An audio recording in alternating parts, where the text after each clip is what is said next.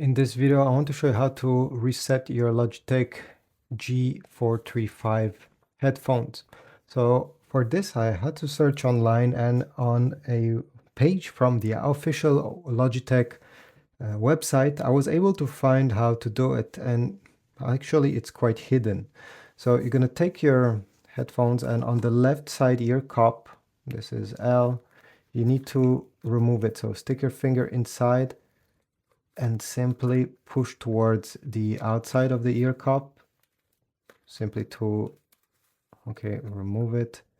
And you're gonna notice over here, there is a small hole, this one. Inside that hole, there is a button, and to be able to press it, you'll need a SIM eject tool, or maybe a needle, something very, very thin and small like this.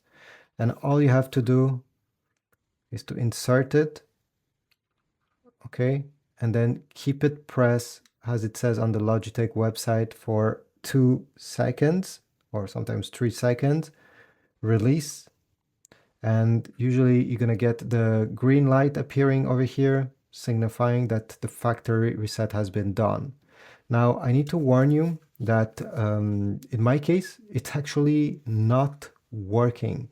But by searching on Reddit, many people did it, and it actually helped them to factory reset their headset. So I'm still not sure why my headset is not working after pressing 2 seconds over here. There's no green light appearing, but for many people it worked, and this is why I wanted to make this video. Maybe you'll be successful by doing this method, and your problem will be solved. To put back the ear cup, you simply have to make sure it's aligned properly. Hold it with the finger once it's latched in place, and then go all the way around so the ear cup grips the side of the headphone, just like that.